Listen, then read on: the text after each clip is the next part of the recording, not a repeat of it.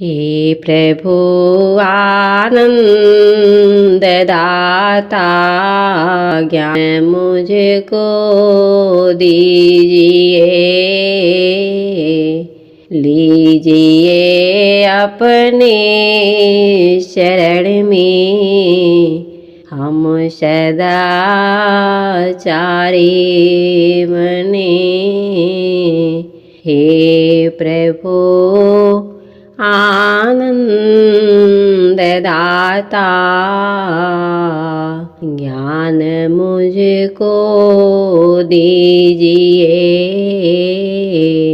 लीजिए अपने शरण में, हम सदाचारी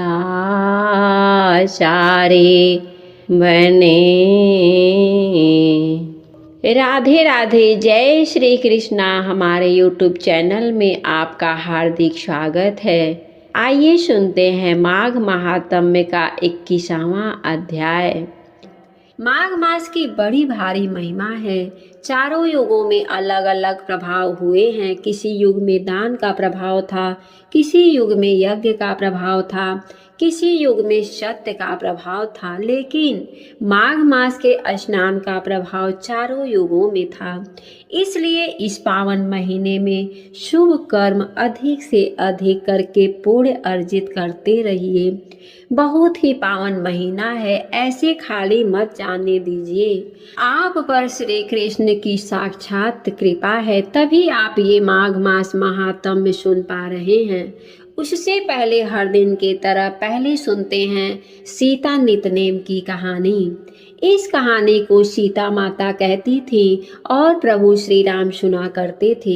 एक दिन श्री राम भगवान को किसी काम के लिए बाहर जाना पड़ा, तो सीता माता कहने लगी कि भगवान, मेरा तो 12 वर्ष का नितनेम है, अब आप बाहर जाएंगे तो मैं अपनी कहानी किसे सुनाऊंगी।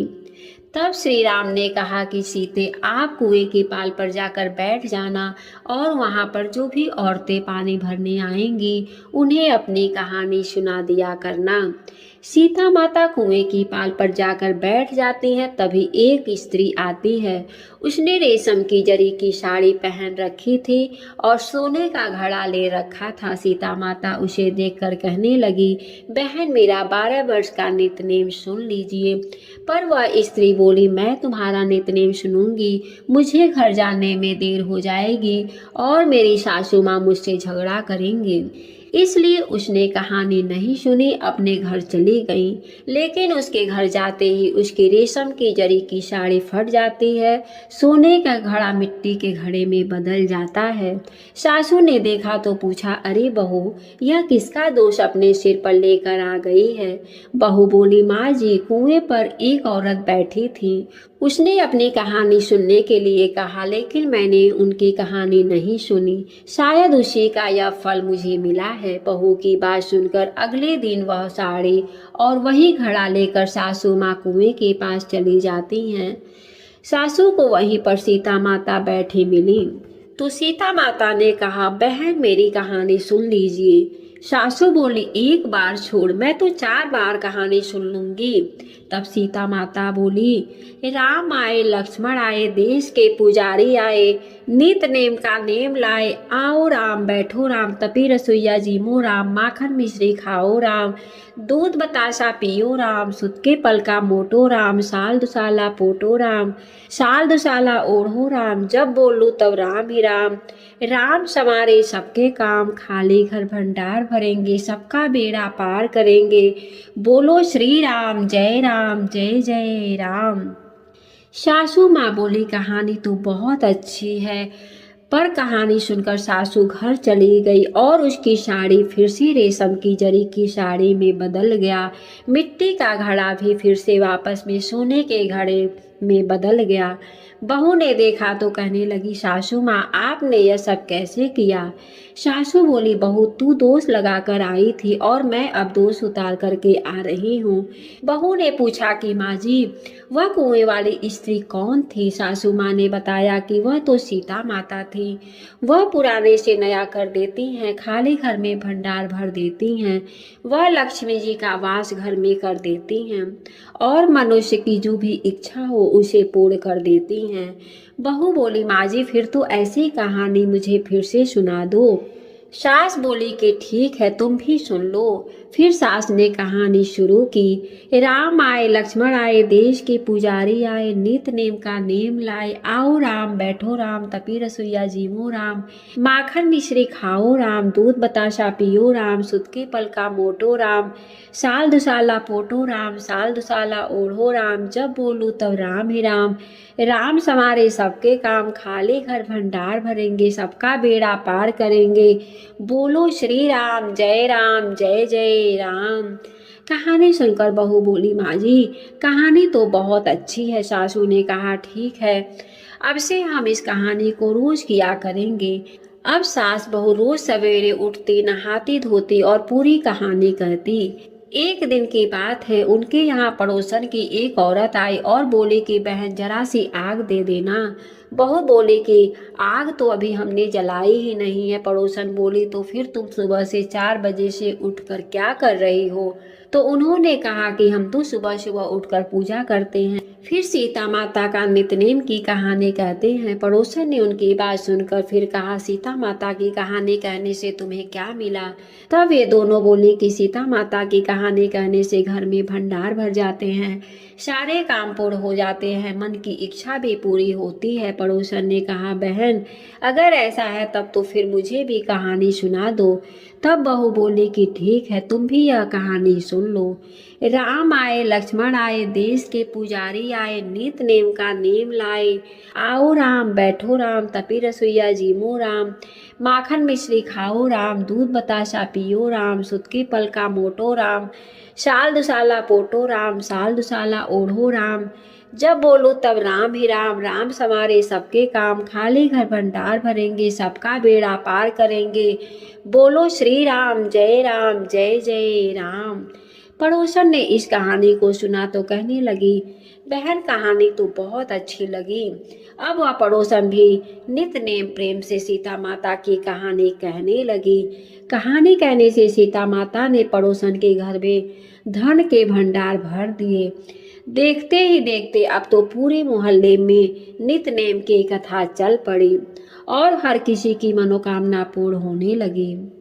हे सीता माता, जैसे आपने उन सभी के भंडार भरे वैसे ही हमारे भी भंडार भर देना। कहानी कहने वाले के, सुनने वाले के और हुंकार भरने वाले के सबका भर देना। सभी प्रेम से बोलिए सीता मैया की जय। चलिए सुनते हैं माघ महात्म्य का 21वां अध्याय।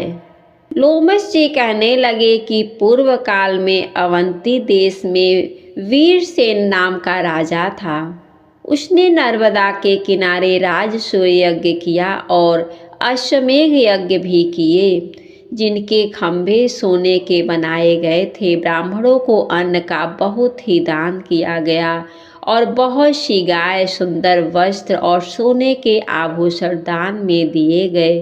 वह देवताओं का भक्त और दान करने वाला था।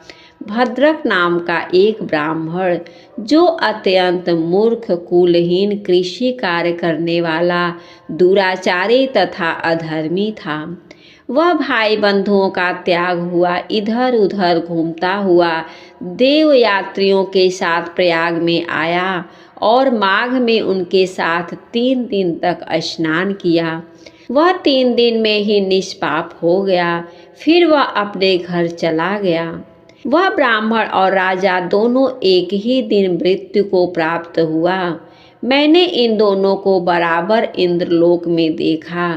तेज, रूप, बल, स्त्री, वस्त्र और आभूषणों में दोनों समान थे। ऐसा देखकर उसके महात्म्य को क्या कहा जाए। राजसूय यज्ञ करने वाला स्वर्ग का सुख भोग कर फिर भी जन्म लेता है, परंतु संगम में स्नान करने वाला जन्म मरण से रहित हो जाता है। गंगा और यमुना के समान की हवा के स्पर्श से ही बहुत से दुख नष्ट हो जाते हैं। अधिक क्या कहें। और किसी भी तीर्थ में किए गए माघ मास में प्रयाग में स्नान करने से सभी पाप नष्ट हो जाते हैं। मैं पिशाच मोचन नाम का एक पुराना इतिहास सुनाता हूँ। इस इतिहास को यह कन्याएं और तुम्हारा पुत्र भी सुने, उससे उनको स्मृति प्राप्त होगी। पुराने समय में देवदूती नाम का एक बड़ा गंभीर और वेदों का पारंगत एक वैष्णव ब्राह्मण था। उसने पिशाच को निर्मुक्त किया था। वेद निधि कहने लगे कि वह कहाँ का रहने वाला, किसका पुत्र, किस पिशाच को उसने निर्मुक्त किया। आप विस्तार पूर्वक यह सब कथा सुनाइए।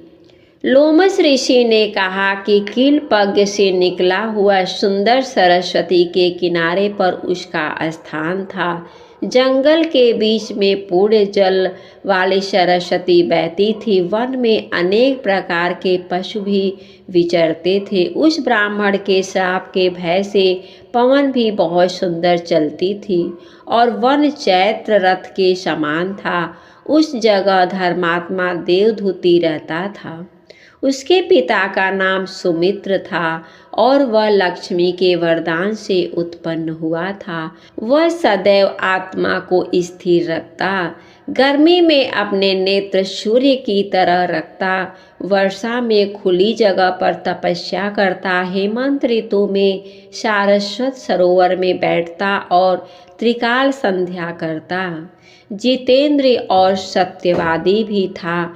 अपने आप गिरे हुए फल और पत्तियों का भोजन करता था। उसका शरीर सूखकर हड्डी मात्र रह गई थी। इस प्रकार उसको तप करते हुए वहां पर 1000 वर्ष बीत गए थे। तप के प्रभाव से उसका शरीर अग्नि के समान प्रज्वलित था। विष्णु की प्रसन्नता से ही वह सब कर्म करता। दधीच ऋषि के वरदान से ही वह श्रेष्ठ वैष्णव हुआ था। एक समय उस ब्राह्मण ने वैशाख महीने की एकादशी को हरि की पूजा कर उनकी सुंदर स्तुति तथा विनती की। उसकी विनती सुनकर भगवान उसी समय गरुड़ पर चढ़कर उसके पास आए। चतुर्भुज विशाल नेत्र मेघ जैसा स्वरूप भगवान को स्पष्ट देखकर प्रसन्नता के मारे उसकी आंखों में आंसू भर आए और कृत्य होकर उसने भगवान को प्रणाम किया। उसने अपने शरीर को भी याद न रखा और भगवान के ध्यान में लीन हो गए। तब भगवान ने कहा कि हे देवदूती, मैं जानता हूँ कि तुम मेरे परम भक्त हो। मैं तुमसे अति प्रसन्न हूँ। तुम वर मांगो। इस प्रकार भगवान के वचन सुनकर प्रेम के मारे लड़खड़ाते हुए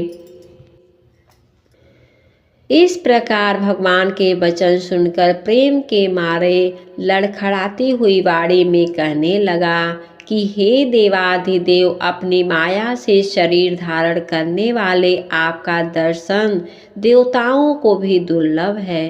अब आपका दर्शन भी हो गया, मुझको और क्या चाहिए। मैं सदैव आपकी भक्ति में लगा रहूं। भगवान उसके वचन सुनकर कहने लगे कि ऐसा ही होगा। तुम्हारे तप में कोई बाधा नहीं पड़ेगी। जो मनुष्य तुम्हारे कहे गए स्तोत्र को पढ़ेगा, उसकी मुझ में अचल भक्ति होगी। उसके धर्म कार्य सांगोपांग होंगे और उसकी ज्ञान में परम निष्ठा होगी। आज के अध्याय में बस इतना ही। इसके आगे की कथा आप सब कल के अध्याय में सुनिएगा। आज का अध्याय समाप्त हुआ। उम्मीद है कि आज की कथा आपको पसंद आई होगी। वीडियो अगर अच्छी लगी हो तो वीडियो को लाइक करके, अगर अभी तक आपने हमारे चैनल को सब्सक्राइब नहीं किया तो ज़रूर सब्सक्राइब करें। हमारे वीडियो को देखने के लिए आप सभी को बहुत बहुत धन्यवाद।